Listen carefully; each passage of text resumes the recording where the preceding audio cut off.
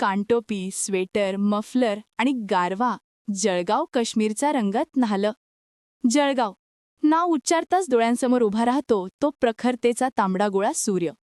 उन्हाळ्याच्या उष्म्याने तापलेली धरती, पायाखाली दगदगणारी माती आणि सावली देखील हाताशी येण्यापूर्वी तापून निखारा झाल्यासारखी. हेच या शहराचं रोजचं कोरडं वास्तव. एप्रिल मेचा काळ असा की तापमानाचा पारा जणू आकाशातल्या देवालयात आरतीला धगधगता दिवा होऊन लटकतो. 48 अंशांचा ताव आणणारा उकाडा तर अंगावर येत नाही तो अंगावर कोसळतो. जळगावचं ओळखपत्र म्हणजे उन्हाचा अत्याचार अशी सर्वमान्य प्रतिमा. पण ह्यावर्षी निसर्गाने स्वतःच्या कॅनव्हसवर इतकं अप्रतिम चित्र चितारलं की जळगावकर अवाक. उष्णतेचं साम्राज्य कोसळलं आणि जळगावमध्ये उतरली काश्मीरची थंडी.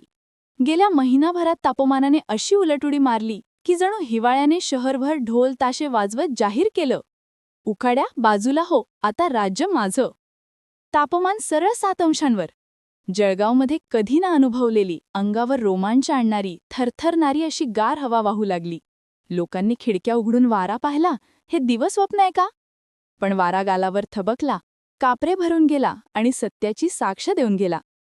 कपाटातले धुळखात पडलेले स्वेटर, काळाच्या ओघात विस्मरणात गेलेले मफलर, रजाया, शाली अखेर पुन्हा सेवेस सज्ज.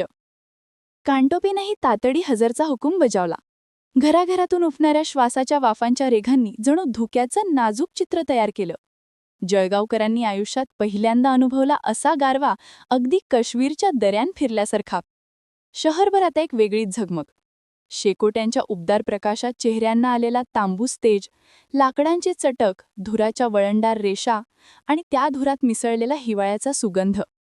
गुळाच्या चहाचा खमंग वास तर जणू हिवाळ्याचा राजदूत. कॉफीचे कप वाफाळत हातात येतात, गप्पांच्या मैफिली फुलतात आणि थंडीचे बर्फिले क्षण उबदार होतात. हवामानात गारवा असला तरी जळगावचं राजकारण मात्र उकळतंय. स्थानिक स्वराज्य संस्थांच्या निवडणुकांनी जिल्ह्यावर ताप वाढवला आहे. मतदानाचं वलय, कार्यकर्त्यांची धावपळ, चहाच्या टपऱ्यांवर चालणाऱ्या राजकीय चर्चा या सर्वांनी हवा शेकोटीपेक्षा गरम केलीय. निकालाला अजून दिवस आहेत. तोपर्यंत चहाच्या किटल्या रिकाम्या होतील, शेकोट्या अधिक तेजालतील आणि जळगावच्या थंड हवेत राजकारणाची गरम झुळूक मिसळत राहील. यावर्षीचा हा हिवाळा म्हणजे केवळ ऋतू नाही, ती कविता आहे, निसर्गाचा उत्सव आहे. उन्हाने वर्षानुवर्ष जळवलेल्या जमिनीला आज दवबिंदूने मायेचा थंड स्पर्श दिला आहे. वरती पांढऱ्या धुक्याची चादर, रस्त्यांवर सकाळची रुपेरी चमक, हातात गरम कप आणि कानावर शेकोटीची लय.